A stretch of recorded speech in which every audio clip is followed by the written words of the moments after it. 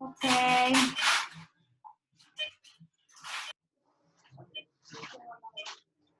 La rodilla, ¿ok? Un poquito, necesito que sepan un poquito de historia de esta enfermedad.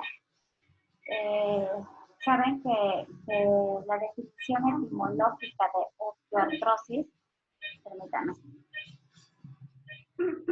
se remota, la historia de la osteoartrosis se remota se puede encontrar desde la antigüedad. Y hay una controversia por la terminología usada. Se puede usar también como osteoartritis, enfermedad degenerativa de las articulaciones y una artrosis deformante. Y eso lo veíamos desde ayer, que podemos tener esos sinónimos. ¿Okay?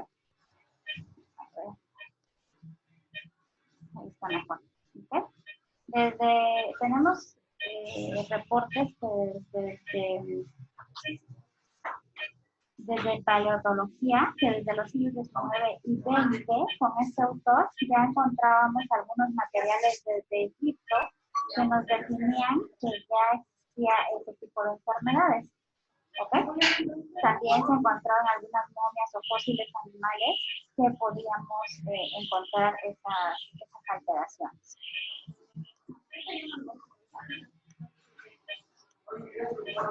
Muy bien.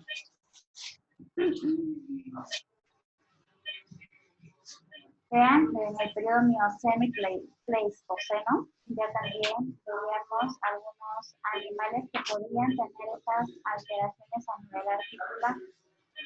En el Paleozoico y Mesozoico también. Esta plática igual se las voy a poner en el clase, ¿ok?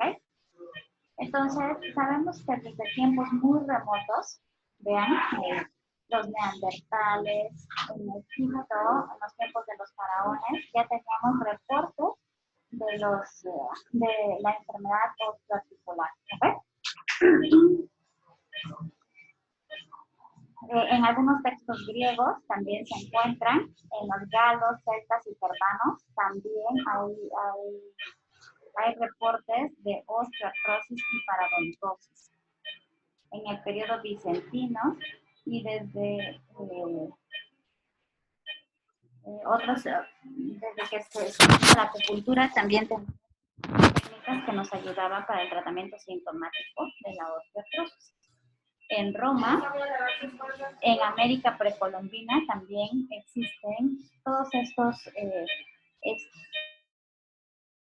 manejo aquí, es todo lo que hemos encontrado en esas épocas sobre la deformidad o la enfermedad articular degenerativa. ¿Okay? En América,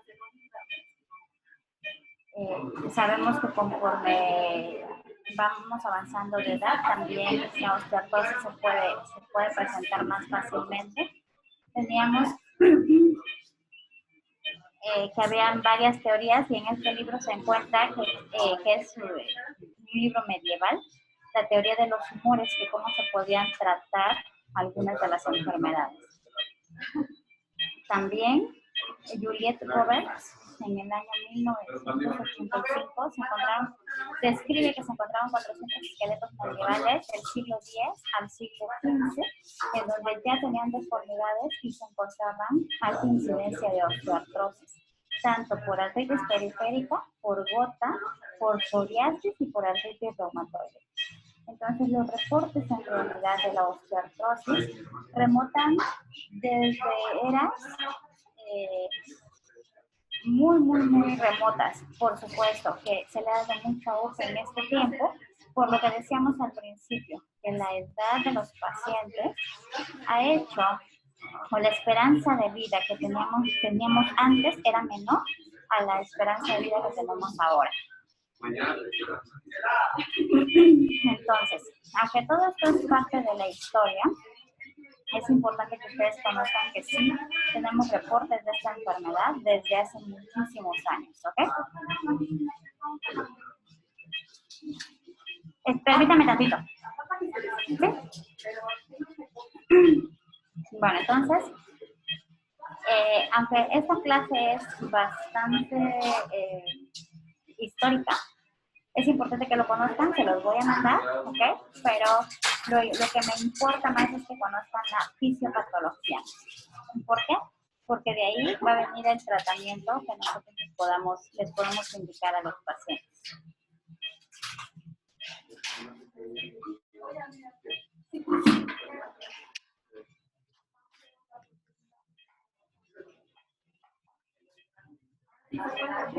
Otra vez. No, en realidad sobre la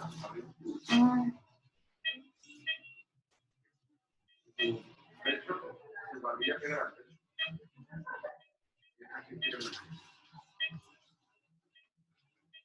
no se encuentra.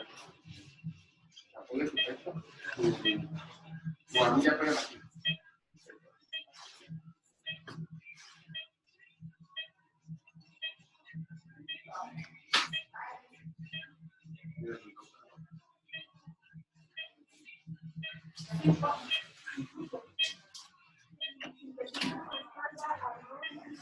Ahí pueden ver todos y pueden escucharme.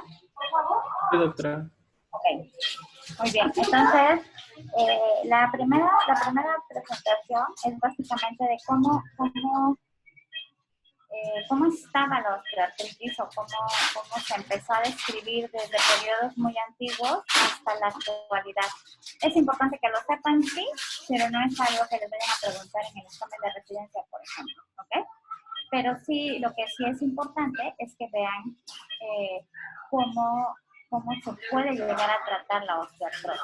Por lo tanto, vamos a hablar sobre parte del tratamiento que son los condroprotectores y la viscosuplementación en la osteoartrosis de rodillas. ¿Okay? Entonces, si nosotros sabemos que hay una alteración, porque ayer vimos que se alteraba toda la sinovial, hay una respuesta inflamatoria importante a nivel de la articulación, y eso hace que haya una destrucción de los condrocitos y una respuesta del hueso subcondral para que este hueso subcondral cicatrice los condrocitos. Entonces, debemos ver que en la osteoartrosis, nuestro líquido sinovial, que es el principal nutriente de nuestra articulación, va a tener menor peso molecular y menor concentración en nuestra articulación. Y eso va a hacer que todas las funciones que tiene el líquido sinovial, que mantiene en un equilibrio, una homeostasis articular, la función de amortiguador, porque permite que las cargas no sean tan directas a las mesetas tibiales, que la transmisión de las cargas sean equitativas, que los sinoviocitos estén activos y que este líquido sinovial tenga un ácido hialurónico de forma adecuada. Por lo tanto, en la osteoartrosis, todas estas funciones del líquido sinovial van a estar alteradas.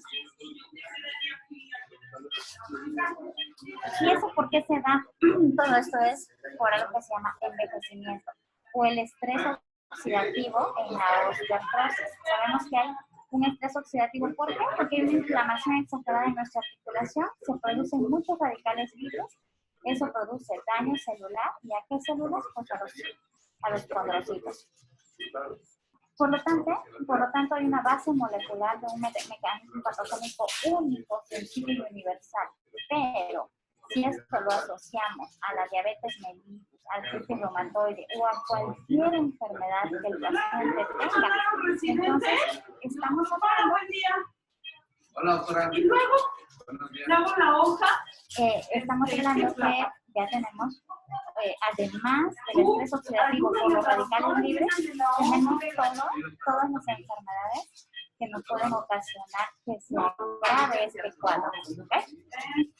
Entonces, ¿por qué les hablo de los radicales libres? Porque si nosotros tenemos un estrés oxidativo, ¿cómo vamos a hacer que esos antioxidantes ayuden a mejorar el líquido sinovial y el condrocito como tal? ¿Okay? Entonces, ¿qué son los radicales libres? Yo supongo que ustedes saben más que yo, y en realidad los radicales libres son átomos o iones o moléculas con un electrón externo que no está parado, es una molécula inestable y reactiva que arranca un electrón a la primera molécula con la que interactúa. Por lo tanto, puede destruir la membrana celular, ¿ok? Entonces también se dice que son los ceros son las especies reactivas del oxígeno. Por lo tanto, son estas sustancias precursoras de las especies químicas muy reactivas, como el radical hidroxilo, homos, iones y moléculas derivadas del oxígeno con uno o más electrones libres. Pero estos, que son finalmente radicales libres, van a hacer que se destruya la membrana celular o permitir que haya una destrucción de la célula como tal. Entonces, las enzimas que pueden ayudar a que estos radicales se afecten más a nuestras células son el CAP y SOP, que son estos están libres en el organismo y pueden dañar a los componentes, de la célula como tal. Por lo tanto, ¿qué tenemos que hacer? Pues tenemos en nuestro cuerpo sistemas antioxidantes protectores. Estos pueden ir a ayudar, o más bien inhibir que los radicales libres provoquen la destrucción de la membrana celular. ¿Qué es lo que pasa? Los radicales libres pueden destruir la membrana al actuar con los antioxidantes, pueden destruir la membrana, pero si yo le agrego que tengo estos sistemas antioxidantes protectores, entonces van a evitar que se destruya la membrana, ¿ok? Generalmente, estos radicales actúan a este nivel. ¿Por qué? Porque tenemos un ion, recuerden que es un ion que no está pareado, puede interactuar con cualquiera de los que estén en la membrana celular y directamente hacia los líquidos de la membrana celular. Por lo tanto, toda esta cascada de radicales libres me puede provocar todas estas enfermedades. Finalmente, son enfermedades que se dan por envejecimiento. ¿Okay? Tenemos algunas enzimas que son antirradicales libres o antioxidantes. Estos pueden ser endógenos. Endógenos significa que mi cuerpo los produce, y otros que son exógenos.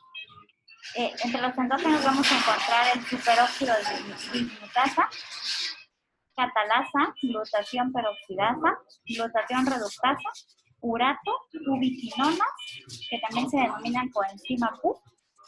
Y los exógenos son aquellos que nosotros podemos dar a través de la dieta, que van a ser sustancias provenientes del exterior que previenen la formación de los radicales libres, o si ya están formados, los neutralizan. Y de estos tenemos la vitamina A, la vitamina C, la vitamina E, algunos pigmentos, beta-carotenos, helicopenos, flavonoides, aminoácidos azufrados como la cisteína y metionina, y algunos minerales como el zinc, cobre, magnesio y selenio. ¿Por qué es importante para mí que ustedes sepan esto? Bueno, porque parte del tratamiento está asociado a la indicación de dar condroprotectores asociados a a antioxidantes, que eso me va a permitir que la célula no se destruya y por lo tanto no se destruya el condrocito. Entonces, si nosotros sabemos que la artrosis es el producto de una sinovitis o inflamación de la sinovial, disminución de la concentración de la viscosidad, hay una disminución de la concentración y la viscosidad del ácido hialurónico. Existen citoquinas proinflamatorias. ¿Recuerdan la cascada de inflamación que comentábamos ayer? Hay radicales libres en ese líquido sinovial. Hay una disfunción de la mitocondria y hay un daño al ADN mitocondrial. Eso hace susceptible que haya una muerte celular, no cerebral. ¿Vale? Esta mayor degradación y la menor síntesis de la matriz extracelular hace que tengamos menor elasticidad y menor resistencia a la tensión, que finalmente esto es una característica de nuestro líquido sinovial. Me va a permitir tener mejor viscosidad, mejor nutrición para nuestros condrocitos. ¿Okay? Pero ¿qué es lo que sucede? Pues hay un estrés oxidativo en este cartílago porque hay aumento de la interleucina beta y el factor de necrosis tumoral, que son los principales radicales libres. Eso provoca una disminución del SOR, óxido nítrico, y el CAP. Aumentan las metaloproteasas por la respuesta inflamatoria y hay un estrés oxidativo. ¿Ok? ¿ok?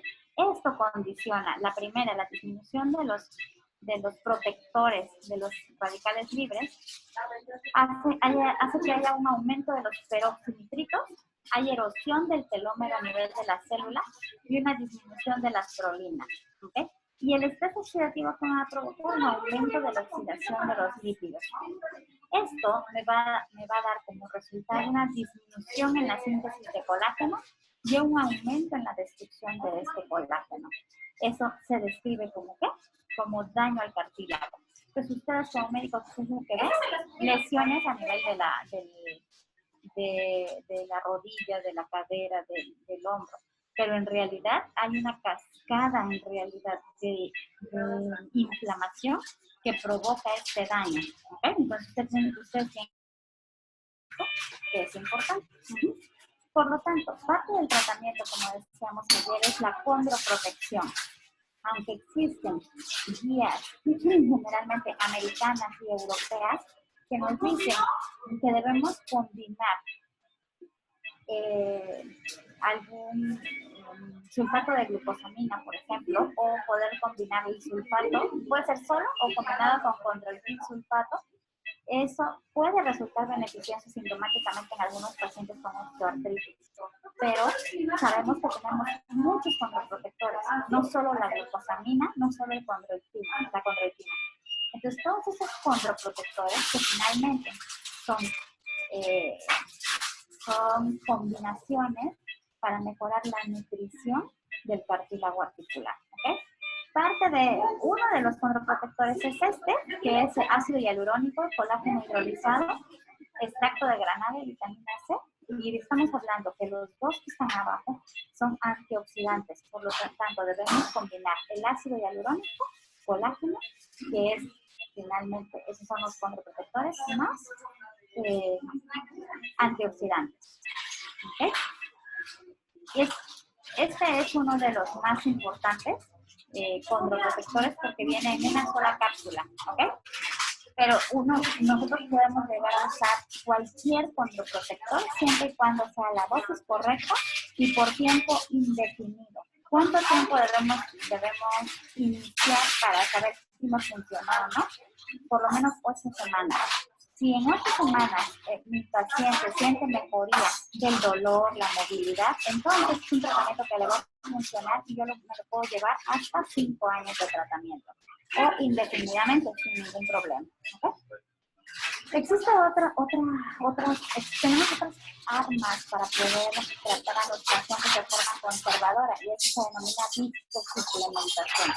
¿Qué es la viscosuplementación? Bueno, pues no es más que recuerden que el ácido hialurónico se encontraba a nivel del líquido sinovial y eso nos daba cierta resistencia a la elasticidad y a las fuerzas, nos daba lubricación a la rodilla. Entonces el ácido hialurónico lo podemos dar de forma externa. ¿Y desde cuándo usamos el ácido hialurónico? Bueno, pues vemos que desde 1934, ya sé, tal vez me gusta saber la historia de todo, y aquí lo tenemos. En 1934 tenemos reporte que Meyer y Palmer aíslan el ácido hialurónico del humor vítreo bovino y eso se aplicaba en las articulaciones. Estamos hablando que prácticamente tiene un ciclo que se usa. No es algo nuevo, pero que está volviendo a retomar mucho auge. ¿Okay? En 1986 tenemos que Bala usa o hace la primera aplicación en artritis de caballos de carrera. ¿Okay? Y en la actualidad pues, tenemos 2 tipos de ácido hialurónico. Un ácido hialurónico natural, que es ácido hialurónico, y en Milano GF20, que es comúnmente llamado síntesis. ¿Cuáles son las características de este ácido hialurónico, que es lo que metemos a la rodilla? Bueno, es un polímero lineal, tiene alta viscosidad, está combinado las unidades alternas de ácido glucurónico con N-acetil de glucosamina unidas por enlaces glucósidos B1, B3, B1 y B4. Da viscoelasticidad al líquido sinovial y tiene un pH fisiológico. Por lo tanto, sus propiedades lubricantes y amortiguadoras se mantienen. ¿Dónde se pueden encontrar el ácido hialurónico de forma natural? Bueno, en la matriz extracelular del tejido conectivo, en líquido sinovial, humor vítreo y humor acuoso. ¿De dónde obtenemos el que nosotros usamos? Se puede llegar a usar de cordón umbilical, de cresta de gallo y de algunos cultivos bacterianos. Como ya les dije, que es el ácido hialurónico, y el vilano GF20, que es sintético, es una mezcla de biopolímeros a partir de este ácido hialurónico y tiene un mayor peso molecular. ¿Es mejor o peor? No, es igual el tratamiento. ¿Okay? ¿En qué se usa el ácido hialurónico? Porque ustedes lo van a escuchar en muchas cosas, hasta en cirugía plástica. Pues se usa en cirugía oftalmológica, en osteoartrosis y en cirugía plástica. Para nosotros, que, bueno, por lo menos el tema que a mí me corresponde, que es la ortopedia, el uso en osteoartrosis. ¿Para qué se usa en osteoartrosis? Bueno, porque quiero que me haga estas funciones en mi rodilla o en cualquier articulación. Hablo de hombro, codo, cadera, rodilla. En columna no, porque no tengo experiencia en eso y casi no se usan infiltraciones de ácido hialurónico. ¿Okay? De las funciones de este ácido hialurónico que yo voy a meter a la articulación es lubricar, protección de las fuerzas mecánicas y proteger del dolor al paciente. ¿Okay? ¿Qué es lo que me permite? Disminución de las propiedades viscoelásticas del líquido sinovial, disminuye la concentración del ácido hialurónico, aumenta el agua por la sinovitis y desensibiliza los receptores del dolor. Por lo tanto, esto es lo que sucede en la osteoartrosis, pero si yo agrego a mi osteoartrosis, le agrego ácido hialurónico, me va a ayudar a mantener la homeostasis del líquido sinovial en la articulación. Por lo tanto, me va a permitir lubricación, nutrición y las propiedades viscoelásticas, protectoras. ¿Okay? Si mejoramos la viscoelasticidad del líquido sinovial, entonces ese ácido hialurónico me va a restablecer las propiedades reológicas, que finalmente es esto, mejorar la viscoelasticidad de este líquido. Me va a ayudar a reducir la inflamación de los condrocitos primarios, reducción de los biomarcadores, disminución de los dos más importantes que me producen inflamación, que es el factor de necrosis tumoral y la interleucina, y estimula también una síntesis endógena de ácido hialurónico, extendiendo su efecto terapéutico más allá de la aplicación. Por lo tanto, el ácido hialurónico que yo aplico me va a ayudar en el momento en que lo estoy aplicando y me va a permitir que produzca líquido sinovial, ácido hialurónico, de mejor calidad que el que se estaba produciendo. ¿Okay? Entonces, ¿a qué se refiere la viscosuplementación? Pues es una alternativa terapéutica para el manejo conservador de los osteoartrosis. ¿Okay? Se aplica una sustancia de forma intraarticular para mejorar la calidad sinovial, la calidad del líquido sinovial, o se sustituye por otro de mejor calidad. ¿Okay? Si yo hago una infiltración de ácido hialurónico, lo que vamos a recuperar en mayor o menor medida es la homeostasis articular, que es de lo que hablábamos al principio de la clase. Entonces recuerden que si yo tengo una artrosis, todas las funciones que me permiten que la articulación funcione, que finalmente las hace cartílago articular, son las funciones de compresión, tensión y cizallamiento. Por lo tanto, tiene que haber un equilibrio, como en todo, entre síntesis y degradación de nuestro cartílago. Pero si hay mayor degradación, por lo tanto, esto es lo que provoca que haya una artrosis a cualquier nivel de nuestra articulación. Ya vimos, hay una degradación del cartílago articular, disminuye la viscoelasticidad del líquido sinovial, por lo tanto hay un impacto negativo en la biomecánica del cartílago articular, que es vulnerable a la compresión, tensión y cizallamiento. Esto es un resumen prácticamente de todo. Pero esto que les estoy enseñando es, yo creo, lo que se tiene que grabar en su mente, en su cabecita. ¿Qué es esto? Esto es una pirámide de tratamiento para la osteoartrosis, en donde lo más importante es la base de la pirámide, como siempre, ¿va? Y la base de la pirámide, ¿qué tenemos? Bueno, prevención, educación médica, reducción de peso, ejercicios o fisioterapia y orden. Entonces debemos iniciar todo paciente que tenga dolor articular, en donde yo ya esté diagnosticando algún tipo de artrosis o enfermedad degenerativa articular, lo primero que tengo que hacer es explicar al paciente, educar al paciente, reducir el peso e iniciar terapia física. El segundo escalón es la terapia física. No es menos importante, es muy importante. Pero vean cómo la analgesia, empezando, los ISADOA son condoprotectores. AINES y condoprotectores lo tenemos como la mitad. O sea, no es lo más importante, porque para nosotros lo más importante es prevenir o hacer promoción a la salud. ¿Okay? Los AINES nuevamente, generalmente debemos usar post-2. ¿Por qué? Porque son pacientes que van a usar analgésicos por mucho tiempo. Y como última opción tenemos la cirugía. Si hablamos de cirugía como artroscopía o artroplasia de rodillas. Pero durante todo este tratamiento, conforme yo voy avanzando, puedo usar este tipo de infiltraciones de esteroides y ácido hialurónico intraarticular, además de analgésicos tópicos en cualquier etapa de la enfermedad. Esto es muy importante que se logre. ¿Okay? ¿Cuáles son las propiedades que tiene el ácido hialurónico que nosotros vamos a meter a la observación?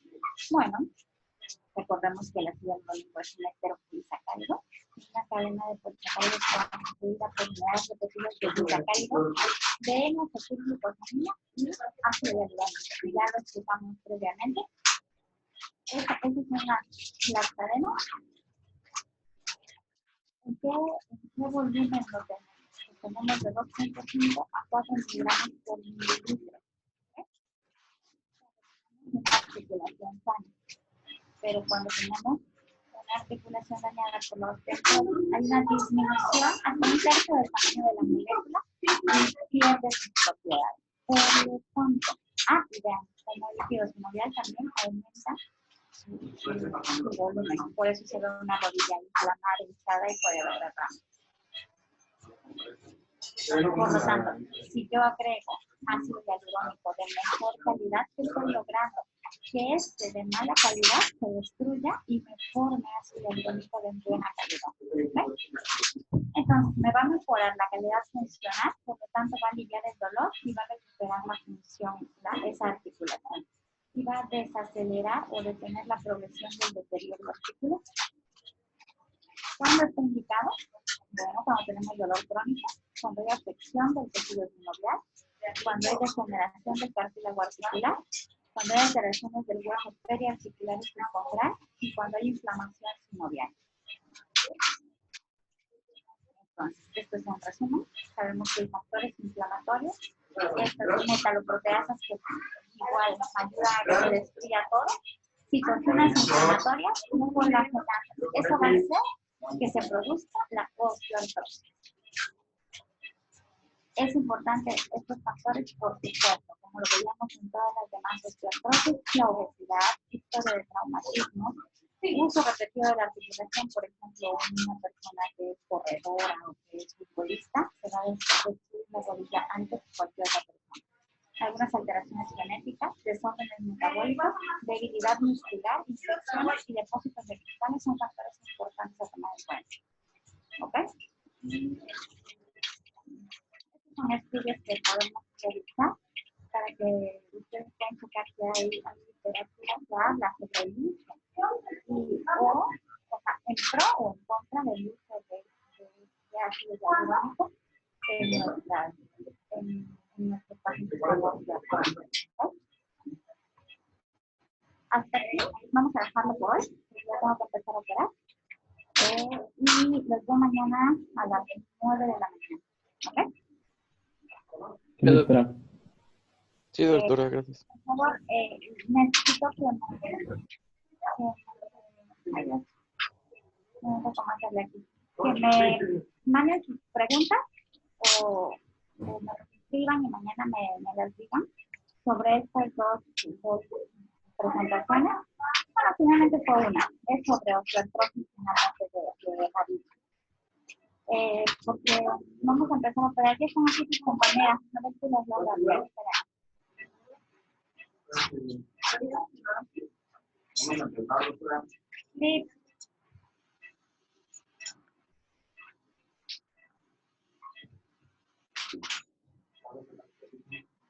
Ahí los pueden ver. Sí, doctora. Sí, doctora. Ok. Bueno, entonces ya voy a empezar. Por eso tengo que salirme, pero al rato le toca a la doctora Nayeli, no es cierto, al doctor Ángel a las 12:30, ¿sabes? Ok. Sí. Van a estar en una clase presencial con varios alumnos de otras y además ustedes de forma virtual, ¿vale? Sí, doctora. Sí. Todas las clases son de ortopedia pediátrica, entonces también aprovechen las clases, ¿vale? Y nos vemos mañana, hijo. Sí, doctora. Muchas gracias, doctor. Gracias, doctora. Sale, cuídense mucho, bye.